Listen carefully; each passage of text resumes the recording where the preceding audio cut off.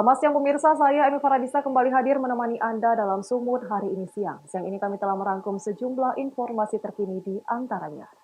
3 pasien positif COVID-19 Kabupaten Simalungun dinyatakan sembuh. Bansos tak cair, puluhan ibu rumah tangga datangi kantor lurah Kedai Ledang Asahan.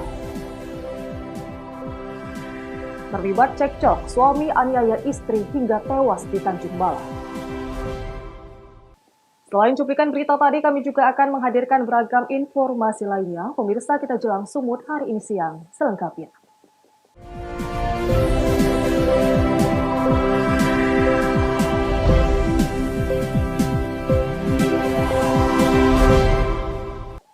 Pemirsa, kabar baik kembali datang dari Kabupaten Simalungun. Sebanyak 3 pasien positif COVID-19 dinyatakan sembuh. 1 pasien merupakan lanjut usia yang berumur 80 tahun. Dalam jangka sebulan, 6 pasien positif COVID-19 di Kabupaten Simalungun dinyatakan sembuh. 3 pasien COVID-19 dinyatakan sembuh oleh pihak Rumah Sakit Umum Daerah Rondahaim, Kecamatan Raya, Kabupaten Simalungun, Sumatera Utara. Pasien tersebut bernama Ribut, yang berumur 80 tahun, warga Margo Mulyo, Kecamatan Gunung Malela. Rabiana Sitompul, berumur 56 tahun, warga Kota Pematang Siantar, dan Supeno, berumur 63 tahun, warga Ambarokan Kecamatan Raya Kahean, Kabupaten Simalungun. Pasien Ribut menjalani perawatan selama 16 hari, Rubiana Sitompul selama 21 hari, dan Supeno menjalani perawatan selama 23 hari di Rumah Sakit Umum Daerah Rondahaim, Pematang Raya. Ketiga pasien COVID-19 tersebut dinyatakan sembuh oleh pihak rumah sakit setelah menjalani swab tes sebanyak 3 hingga 4 kali dengan hasil negatif, dan hasil laboratorium juga menyatakan ketiga pasien tersebut negatif COVID-19. Pada hari Rabu tanggal 27 Mei 2020, ketiga pasien tersebut diperbolehkan kembali ke keluarganya. Ketiga pasien diantarkan langsung oleh pihak rumah sakit. Kabar baik ini merupakan keberhasilan dari kerja keras tim gugus tugas percepatan penanganan COVID-19 Kabupaten Simalungun. Berbagai upaya dilakukan oleh pemerintah Kabupaten Simalungun dalam memutus mata rantai penyebaran COVID-19. Baik, hari ini ada pulang 3 pasien sembuh dan sudah diantar ke rumahnya. Dan mereka juga merasa puas dengan pelayanan yang ada di rumah sakit. Kebetulan hari ini di Rumah Sakit Rondahaim, dan hampir semua pasien-pasien kami yang dirawat, khususnya yang ada di Kabupaten Simalungun itu umurnya sudah lanjut. Ya, hari ini ada juga yang 80 tahun, kemarin ada 75. Jadi hampir lanjut usia, tapi kita bersyukur pasiennya bisa sembuh dengan pelayanan yang diberikan oleh tim medis, baik di Rumah Sakit Rondahaim, di Perdagangan, di Parapat, termasuk Rumah Sakit COVID yang ada di Batu 20. Dengan jumlah pasien selama 1 bulan ini, itu sudah ada 6 yang pulang.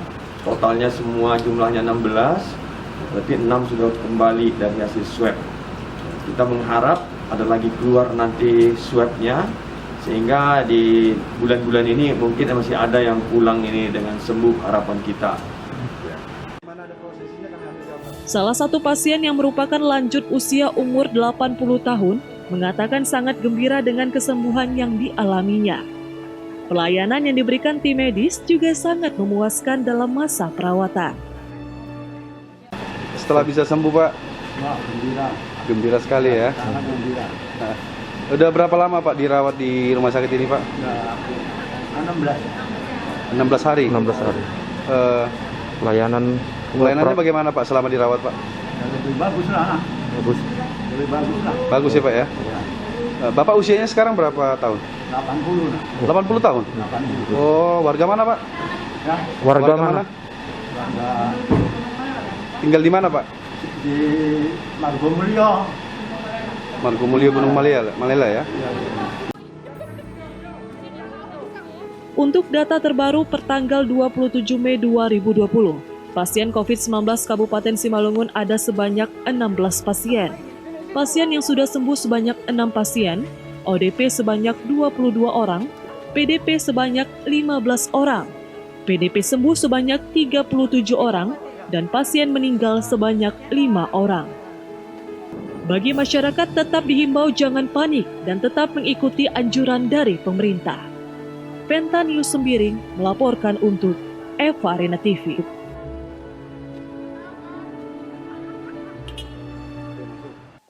Sejumlah pasien COVID-19 di Kabupaten Simalungun terus bertambah. Hingga kini pasien COVID-19 bertambah sebanyak 2 orang. Satu di antaranya merupakan petugas medis di Puskesmas Saturma Tinggi.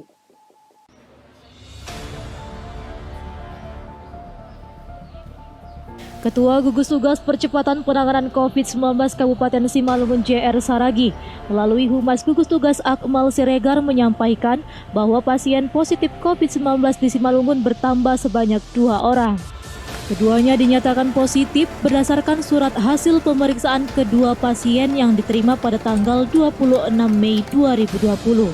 Hasil pemeriksaan sampel COVID-19 tanggal 23 Mei 2020 yang dilakukan oleh Laboratorium Klinik Terpadu Rumah Sakit Universitas Sumatera Utara Medan dengan surat yang dikeluarkan oleh Dinas Kesehatan Provinsi Sumatera Utara. Kedua pasien tersebut berjenis kelamin wanita. Pasien pertama berumur 30 tahun merupakan petugas medis di Puskesmas Saturma Tinggi warga Kecamatan Ujung Padang. Pasien merupakan ODP yang telah dirawat sejak 13 Mei 2020 di Rumah Sakit Darurat Fasilitas Khusus COVID-19 di Batu 20. Sedangkan pasien kedua berumur 28 tahun warga Nagori Silau Malela, Kecamatan Gunung Malela. Pasien ini bekerja di Rumah Sakit Jasmen Saragi Pematang Siantar sebagai tenaga administrasi dan sejak tanggal 19 Mei 2020 sudah dilakukan perawatan di Kota Pematang Siantar. Tertanggal 26 Mei 2020 pukul 19 WIB telah bertambah 2 orang pasien COVID-19 hasil swab berjenis kelamin perempuan. Yang pertama, seorang petugas medis yang bertugas di Puskesmas Saturma Tinggi dan saat ini sudah sejak tanggal 13 Mei kemarin sudah dirawat di Rumah Sakit Darurat Khusus COVID-19 di Batu 20. Sedangkan salah seorang lainnya di warga Kecamatan Gunung Malela. Beliau ini bertugas sebagai tenaga administrasi di Rumah Sakit Jasmen. Merupakan penduduk Simalungun tapi bekerja di Siantar. Pasien ini sudah dirawat di Rumah Sakit Jasmen Saragi. Sehingga total sampai dengan hari ini 27 Mei 2020 pasien COVID berjumlah 16 orang. Dengan penambahan 2 orang warga Simalungun positif COVID-19 hasil swab, hingga saat ini pasien positif COVID-19 di Kabupaten Simalungun menjadi 16 orang dan 6 pasien telah dinyatakan sembuh. Dosi Simarmata melaporkan untuk Eva Arena TV.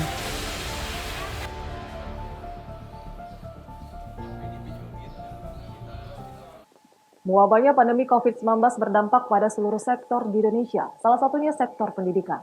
Di Kota Pematang Siantar, kegiatan pendidikan masih terpantau sepi. Terlihat sekolah-sekolah tutup dan tidak ada proses belajar mengajar.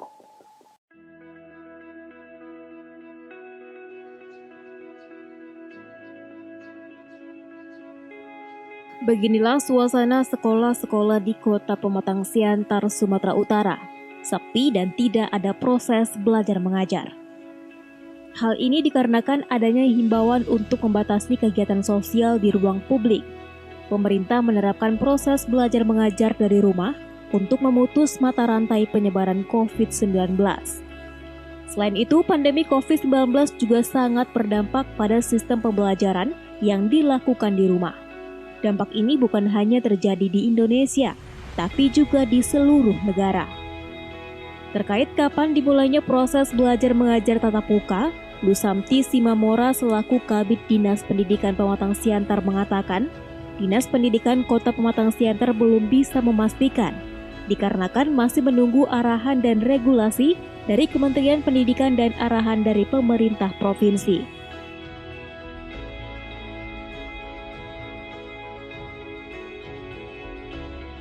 Saat ini untuk tahun ajaran 2019-2020 yang akan berakhir di bulan Juni ini, kita pada saat ini sedang menjalani masa libur hari besar terkait dengan Idul Fitri. Namun di tanggal 2 kembali akan kita laksanakan pembelajaran di rumah, dan saat ini sedang kita bermohon kepada pimpinan, tentunya pembina kepegawaian, tentunya Pak Wali Kota, untuk dapat memberikan atau mengeluarkan surat edaran terkait pembelajaran di rumah yang kita ajukan sampai dengan berakhirnya tahun pelajaran 2019-2020, yaitu sesuai dengan kalender pendidikan kita adalah tanggal 20 Juni.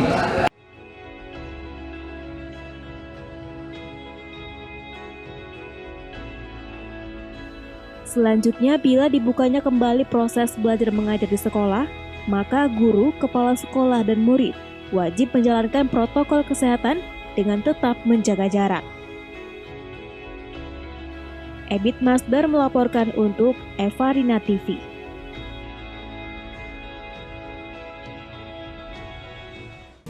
Bansos tak cair, puluhan ibu rumah tangga datangi kantor Lurah Kedai Ledang Asahan. Beritanya akan hadir sesaat lagi.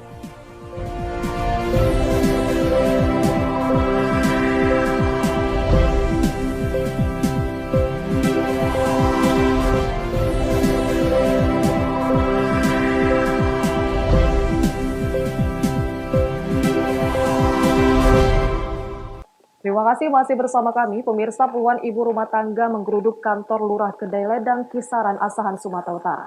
Mereka mempertanyakan proses pencairan dana bantuan sosial tunai oleh Kementerian Sosial, serta bantuan sembako dari pemerintah Provinsi Sumatera Utara yang hingga kini belum diterima oleh masyarakat.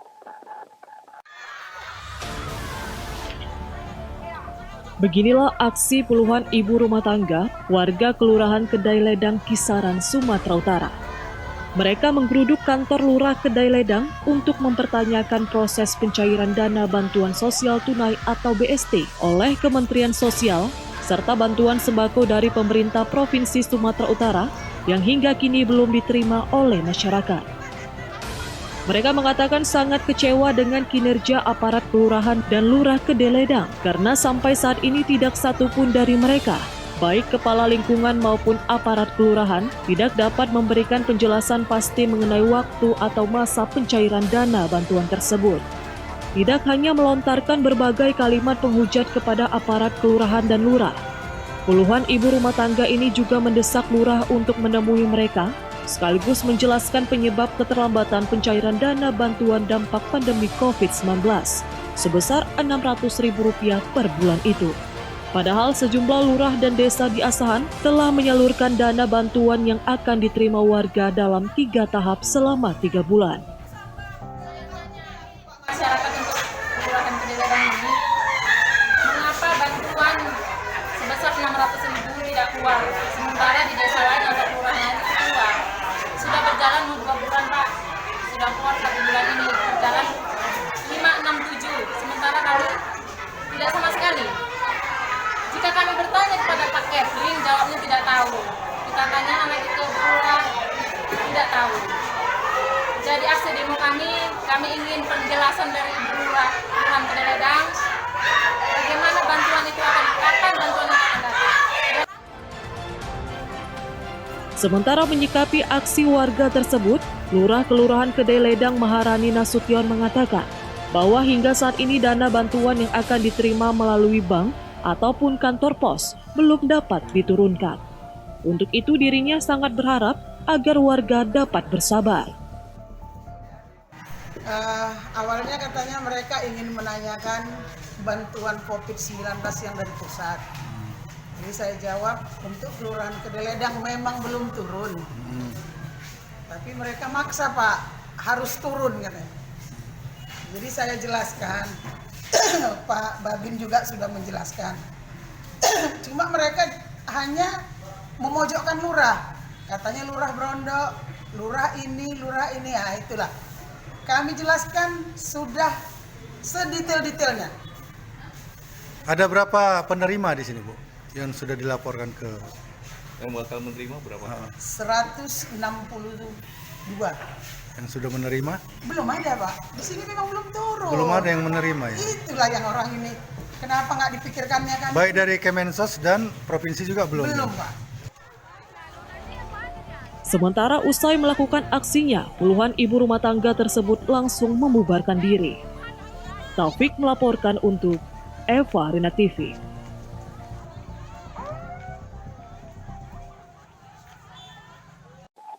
Diduga tidak senang sepeda motor ditahan oleh pemuda kampung lain, dua kelompok remaja di Belawan kembali melakukan aksi saling serang lempar batu dan petasan. Meski tidak ada korban jiwa dalam kejadian ini, namun polisi mengeluarkan tembakan peringatan untuk membubarkan massa.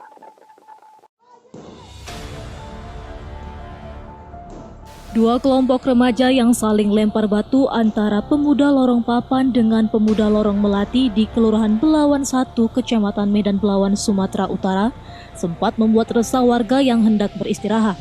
Dalam tawuran antar lorong, terlihat dua kelompok remaja saling lempar batu bahkan menggunakan petasan untuk bisa saling serang. Dua remaja ini juga memblokir jalan alternatif menuju Pelabuhan Belawan. Salah satu warga Belawan mengatakan, dua kelompok yang saling serang ini diduga menahan sepeda motor pemuda kampung, sehingga pemilik motor mengajak kawanannya untuk mengambil kendaraan yang ditahan hingga terjadi bentrok. Kejadian saling lempar batu antara dua kelompok remaja bukan pertama kalinya terjadi. Tawuran tersebut akhirnya berhasil dibubarkan petugas kepolisian dari Polsek Belawan dan Polres Pelabuhan Belawan yang sempat melepaskan tembakan ke udara. Bisa jadi bentrok seperti ini, Bang. Ribut tawuran itu dari tadi, masalahnya kan nanti kadang dari sana ributan katanya masalah kereta. Nanti dari sini pun nanti begitu juga ke sana juga. Keretanya diapain gitu, Bang? Dirampok orang. Terus setelah dirampok? Orang itu minta keluar kan, minta balik. Aksi bentrok ini selain merusak rumah warga juga membuat resah pengendara baik roda 2 dan roda 4 yang melintas di jalan lintas menuju Pelabuhan Belawan. Wahyu Pratama melaporkan untuk Eva Rina TV. Pemerintah Provinsi Sumatera Utara mulai mengkaji rencana penerapan new normal atau tatanan baru di daerah. Upaya ini terkait wacana pemerintah pusat yang akan menerapkan new normal di sejumlah daerah agar roda perekonomian kembali berputar.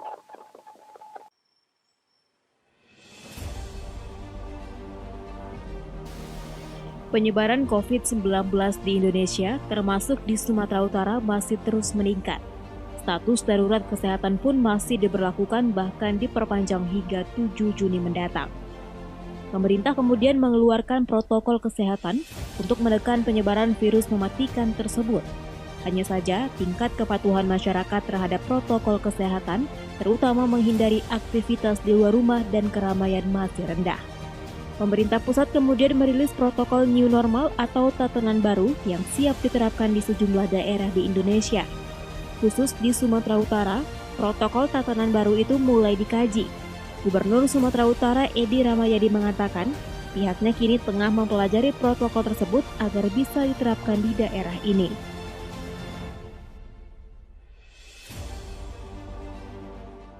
Itu perlu dikaji ya, sedang dikaji oleh pemerintah. Sehingga apa yang harus dilakukan? Yang pastinya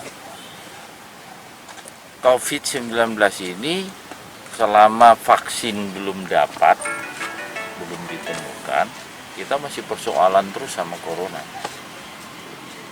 Yang jelasnya sementara ini corona, ya kita harus ikuti protokol kesehatan, tak ada lain. Di Sumur sendiri, kasus penularan COVID-19 mayoritas terjadi di Medan, Bijay, dan Deli Serdang. Sebanyak 81,3% kasus COVID-19 di Sumut ada di 3 daerah ini. Untuk itu, dalam upaya menerapkan new normal di Sumatera Utara, pada tahap pertama Pemprov mendorong sinkronisasi peraturan wali kota atau peraturan bupati dalam mencegah penularan COVID-19 di 3 daerah tersebut. Sekarang ini yang pasti Sumatera Utara kan kasus sedang naik. Ya, kita akan kaji lah, kita bukan mengabaikan pemerintah pusat, tidak, tapi kan harus kita sesuaikan dengan kondisi kita. Tadi apa mungkin dilaksanakan, mungkin aja. Yang penting itu kan perilaku masyarakatnya. Kalau perilaku masyarakatnya bisa ikut dengan protokol kesehatan, ya semua boleh aja normal semuanya. Asal kita jaga jarak, kita pakai masker, sering cuci tangan pakai sabun. Pada intinya, penerapan new normal bergantung pada perilaku masyarakat. Pemerintah yakin protokol tatanan baru bisa diterapkan secara optimal jika masyarakat bisa menjaga diri dan disiplin menerapkan protokol kesehatan yang telah dirilis sebelumnya. Daniel Pekuwali melaporkan untuk Eva Rina TV. Pemirsa, Sumut hari ini akan kembali dengan informasi menarik lainnya. Tetaplah bersama kami.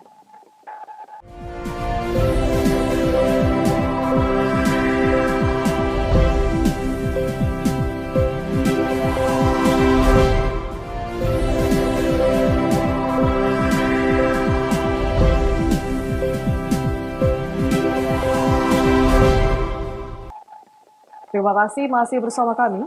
Seorang suami tega menghabisi nyawa istrinya setelah terlibat cekcok permasalahan keluarga di Dusun 2, Desa Selama, Asahan, Sumatera Utara.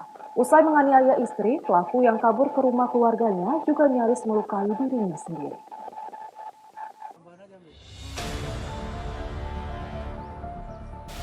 Tim Identifikasi dan Satreskrim Polres Asahan mengevakuasi jenazah AWS berusia 24 tahun yang tewas setelah mengalami pendarahan hebat di bagian kepala setelah dianiaya oleh suaminya sendiri berinisial HI berusia 29 tahun di Dusun 2, Desa Selama, Asahan, Sumatera Utara. Pihak keluarga korban yang mengetahui kejadian menangis histeris di lokasi kejadian karena tidak menyangka kalau korban tewas mengenaskan di tangan suaminya sendiri. Menurut keterangan sementara, kejadian bermula karena keduanya sempat cekcok di dalam rumah sejak usai sholat Idul Fitri. Kemudian keributan antar keduanya kembali terulang Rabu sore, hingga pelaku menganiaya korban dengan senjata tajam di bagian kepala hingga tewas. Mengetahui istrinya tewas, pelaku kabur ke rumah saudaranya dan berusaha mencoba bunuh diri dengan memotong tangannya sendiri. Melakukan pembacokan terhadap istrinya dan menggunakan kapak, yaitu tepatnya di leher. Kemudian setelah pelaku membacok istrinya, kemudian dia berusaha juga melukai dirinya dengan mencoba memotong tangannya sebelah kiri. Akibat peristiwa itu, Pak? Akibat peristiwa tersebut istrinya meninggal dunia di TKP. Sementara sekarang pelaku lagi dirawat di rumah sakit Wirausaha Kisaran membutuhkan pertolongan karena tangannya hampir putus, tangannya sebelah kiri. Untuk kepentingan penyelidikan, jenazah korban dilakukan otopsi di Rumah Sakit Umum Jasamen Saragi Siantar. Hingga kini pelaku sedang menjalani operasi tangan di rumah sakit swasta di Kisaran. Wanda Pratama melaporkan untuk Eva Rina TV. Pemirsa, selama libur Idul Fitri, sejumlah objek wisata di Kabupaten Padang Lawas Utara ditutup. Salah satunya adalah objek wisata sejarah Candi Bahal yang terletak di Desa Bahal, Kecamatan Portibi. Penutupan ini sebagai upaya untuk mencegah penyebaran COVID-19. Demi mencegah penyebaran wabah virus corona, sejumlah objek wisata di hari Lebaran Idul Fitri di Kabupaten Padang Lawas Utara ditutup hingga waktu yang belum ditentukan. Salah satunya wisata Candi Bahal yang terletak di Desa Bahal, Kecamatan Portibi, Kabupaten Padang Lawas Utara, Sumatera Utara. Candi Bahal ini merupakan salah satunya objek wisata favorit yang dikunjungi wisatawan setiap tahunnya, baik itu wisatawan lokal maupun wisatawan dari luar daerah. Namun di saat masa pandemi COVID-19, Candi Bahal ditutup. Walaupun dilakukan penutupan, masih banyak pengunjung memaksakan diri datang untuk berwisata ke Candi Bahal. Salah seorang juru pelihara Candi Bahal mengatakan, penutupan tempat wisata sejarah Candi Bahal ini merupakan suatu perintah dari Dirjen Kementerian Pendidikan dan Kebudayaan sejak tanggal 25 Maret hingga batas waktu yang tidak ditentukan. Bang, bisa jelaskan Bang terkait apa Bang penutupan wisata cagar budaya Bang Candi ini Bang? Sejak kapan ini Bang tutup Bang? Tanggal 27 Maret 2020. Sampai Bang? Sampai belum tahu. Karena ini belum ada kepastian dari pusat. Jadi Bang sampai saat ini Bang di hari Lebaran ini apakah ada pengunjung Bang yang datang Bang? Banyak, tapi kemanalah? Sekarang untuk percandian dari Pulau Bahal 1, Bahal 2, Bahal 3 ditutup, pengunjung hanya bisa menikmati dari luar pagar aja. Sementara itu salah seorang penjual makanan di sekitar Candi Bahal mengungkapkan bahwa tahun ini pedagang mengalami penurunan omset. Namun meskipun begitu, dirinya tetap terus berjualan walau sepi pembeli. Wak, bisa Wak dijelaskan gimana Wak? Apa Wak penghasilan di masa Lebaran ini Wak? Berjualan di Candi ini Wak? Penghasilan Lebaran ini 2 bulan enggak jualan. Penghasilannya sedikit-sedikit berkurang. Penghasilannya berkurang.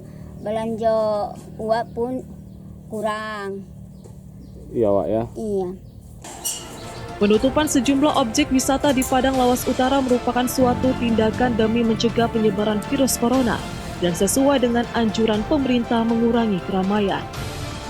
Arif Siregar melaporkan untuk Eva Rina TV.